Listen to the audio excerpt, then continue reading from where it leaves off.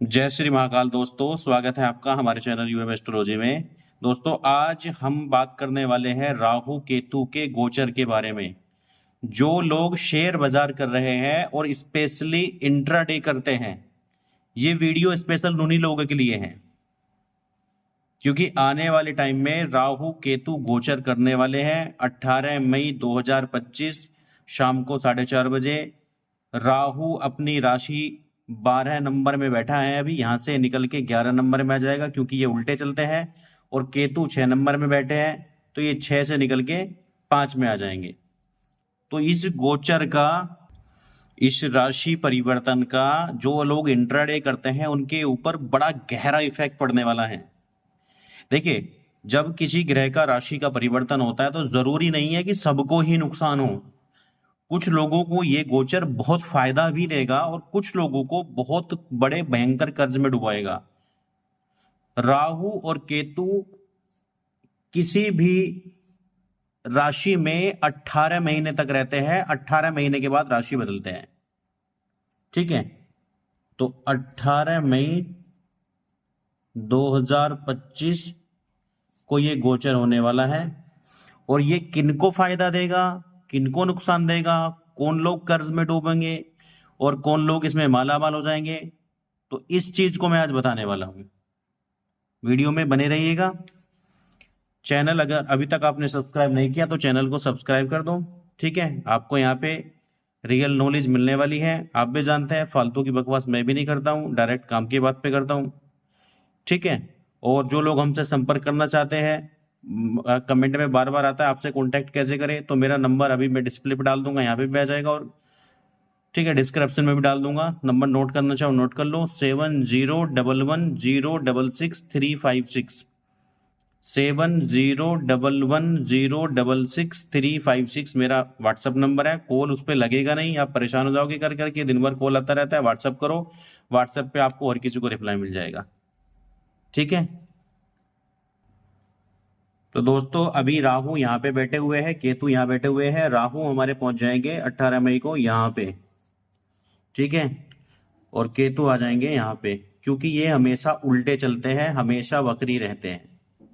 ठीक है, अभी की मैं अगर कंडीशन की बात करूं, आज जो वीडियो शूट कर रहा हूं मैं ये 28 अप्रैल 2025 2:32 को शूट कर रहा हूं मैं ये। और यहाँ पे पोजीशन अगर मैं राहु की बात करूं फिलहाल की, तो यहाँ पे राहु भी है, बुध भी है जो नीच में है, शुक्र भी है यहाँ पे जो उच्च में है, और शनि भी है। तो ये 5 ग्रहों का जो गोचर बन रहा है, 5 ग्रहों का जो राशि का इकट्ठा बन रहा है, तो इससे भी देश दुनिया पे बहुत ज्यादा इफेक्ट पड़ रहा है, शेयर मार्केट पे पड़ रहा है। तो ये समय कब तक रहेगा? 18 मई तक थोड़ा सा इसमें अलर्ट रहने वाली बात है। ठीक है, ओवरऑल सभी के लिए। और जो राहु की बात करें, तो राहु जो राशि बदलेगा यहां पे पहुंच जाएगा। अगर किसी जातक की कुंडली में राहु केतु का गोचर यहां से होके निकलता है, छठवें भाव से, कुछ लोग ज्ञानी ज्यादा है तो वो बोलते हैं कि छठवा भाव बहुत अच्छा होता है, कि राहु बहुत कुछ देता है, बहुत ऐसा देता है, बहुत वैसा है। तो आपको बता दूं, जिनकी कुंडली में 6th भाव में बैठा हुआ है राहु और उसकी चल रही है महादशा, सिर्फ एक बार उन लोगों से मिल लो, बस उनके क्या हालात है उनको पता चल जाएगा। यार राहु यहाँ पे बैठा हुआ है, अगर किसी का राहु यहाँ पे बैठा हुआ है एक बार उनसे मिल लो, अगर वो कर्ज में ना हुए। ठीक है, 99% लोग कर्ज में रहेंगे, 1% हो सकता है नहीं हो, क्योंकि यहाँ पे अगर राहु खराब है तो कुंडली में कोई राजयोग कैसा हो सकता है 5वें घर में हो, यहाँ पे हो। कुछ लोग कहते हैं कि वारेन बफेन की कुंडली में राहु 6th हाउस में है, 12वें हाउस में है, लेकिन उस कुंडली में ये भी देखो ना कि नीच भंग राजयोग बना हुआ है बुध और शुक्र का, वो शायद किसी ने नहीं देखा है। ठीक है, बहुत कमेंट आते हैं इस बारे में, तो आज मैं क्लियर कर देता हूं। सिर्फ एक राहु से पता नहीं चलता है कि वो आपको राजा बनाएगा। कुंडली में 5 फैक्टर होते हैं जो मैंने वीडियो में डाल रखे हैं, डिस्क्रिप्शन में मैं लिंक दे दूंगा। ठीक है, 5वां घर भी देखना पड़ेगा, चंद्रमा भी देखना पड़ेगा, राहु भी देखना पड़ेगा, लाभ भाव भी देखना पड़ेगा, 7वें घर को भी देखना पड़ेगा, लग्नेश भी देखना पड़ेगा, महादशा अंतरदशा क्या चल रही है वो भी देखना पड़ेगा। कुछ लोग कहते हैं ना कि डायरेक्ट हमें तो बस ये बता दो इंट्राडे हम कर सकते हैं नहीं कर सकते। पंडित जी, भाई ऐसे नहीं बताया जाता है, सब चीजें देखनी पड़ेगी तब आपको बताया जाएगा कि आप कर सकते हो या नहीं कर सकते हो। किसी की कुंडली में 1 ग्रह का प्रॉब्लम है, किसी में 2 का प्रॉब्लम है, किसी का 3 का प्रॉब्लम है, तो उनके छोटी छोटी रेमेडी होती है, उनको कर लो आप, तो आप फायदे में आ जाओगे। ठीक है, अब किसी के सारे ही खराब पड़े हैं, 5वें घर भी खराब है, वो भी नीच में बैठा हुआ है, तो फिर वो लोग नहीं कर सकते। अब राहु का जो गोचर होने वाला है, अपने टॉपिक पे आते हैं। तो अगर किसी का गोचर से राहु 6वें घर से गुजर रहा है या 12वें घर से गुजर रहा है, ठीक है, तो ये समझ लीजिए कर्जे के योग उन्हीं के ऊपर बनेंगे, जो भयंकर कर्जे का योग बनेगा।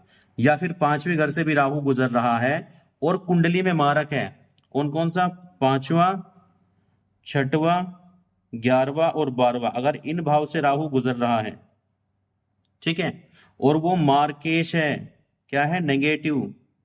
अब आप बोलोगे कि नेगेटिव और पॉजिटिव कैसे देखेंगे, तो इस पे मैंने एक वीडियो बनाई है।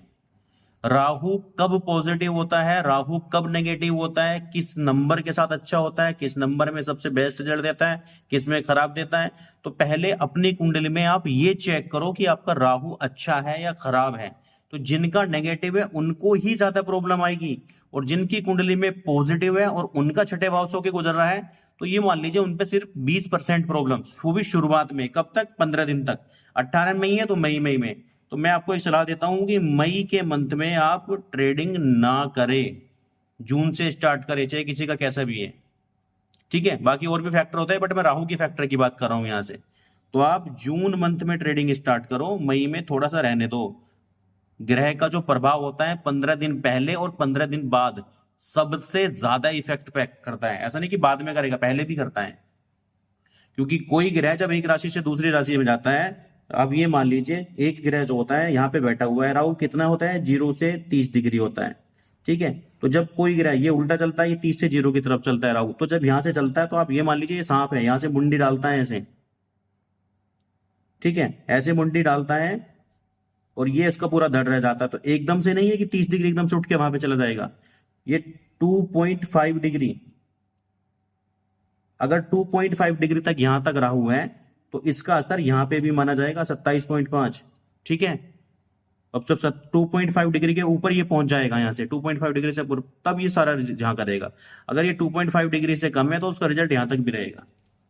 और राहु केतु का केस होता है उल्टा, तो इसमें 2.5 नहीं 27 आएगा, यहाँ 27.5 डिग्री और 2.5 डिग्री यहाँ उल्टा हो जाएगा, ठीक है। जो लोग समझते हैं वक्री क्या होता है वो लोग समझ गए होंगे। अब जिन लोगों का राहु पीड़ित है वो क्या करेंगे, ओम रांग राहवे नमः का बीज मंत्र का जाप करेंगे, और ये शाम को ही होता है, दिन में या सुबह में नहीं होता। कुछ लोग करते रहते हैं, कुछ लोग बोलते हैं ओम ब्राह्म ब्रीम ब्रोम सहरावे में, वो तांत्रिक मंत्र होता है भाई, मत करो उसको, ठीक है। दशांश करना पड़ेगा, हवन करना पड़ेगा, आहुति देनी पड़ेगी, और उसकी तांत्रिक एनर्जी अगर आ गई तो आपका विनाश भी कर सकती है। सिर्फ ओम रांग राव्य नमः का जाप करो, काले कुत्तों को रोटी खिलाओ, ठीक है, और साउथ वेस्ट जोन से बच जाओ, जितना हो सके उस कमरे में मत बैठो, उसमें ट्रेडिंग मत करो, उस जोन में बैठो ही मत। अपने जो घर का जो सेंटर है वहां से ब्रह्मस्थान से निकालोगे साउथ वेस्ट, उसमें 225 डिग्री में बैठो ही मत, छोड़ दो उसको। ये राहु का जोन है, आपकी नेगेटिव एनर्जी को पुष्ट कर देगा। कुत्तों को रोटी खिलाओ, ओम रांग राहवे नमः का जाप करो, ठीक है। अपने टॉयलेट को साफ सुथरा रखो, उससे कनेक्शन होता है। और भी छोटी छोटी सी बहुत रेमेडी है, तो राहु के लिए आपको रेमेडी करो। और बीज मंत्र का जाप, किसी का राहु अच्छा हो या खराब हो जाप करो, कमजोर हो तो भी जाप करो, ये आपको फायदा देगा। गुरु का भी गोचर होने वाला है 15 मई को, तो उसका क्या होगा, अभी गुरु कहाँ बैठा है, 2 नंबर में। गुरु सीधा चलता है तो 2 से निकल के आ जाएगा यहाँ पे, मोटा मोटा आपको बता देता हूं, 2 नंबर पे यहाँ पे आ जाएगा गुरु। और राहु की दृष्टि कौन सी होती है, 5वीं। तो 1 2 3 4 5 दोनों का दृष्टि संबंध बनेगा। पेट से रिलेटेड बीमारियां जबरदस्त, gas, constipation, acidity, liver, kidney, इनसे रिलेटेड प्रॉब्लम भयंकर बनेगी और काफी मात्रा में बनेगी, ठीक है। तो अपना थोड़ा अपने अपने ग्रोह का ध्यान रखो।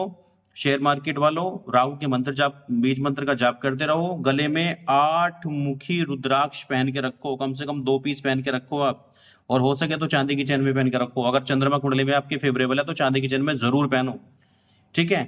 तो ये शेयर मार्केट के लिए थोड़ी सी जानकारी थी, ठीक है। चैनल सब्सक्राइब करें और वीडियो को लाइक कर दीजिए। धन्यवाद। जय श्री महाकाल।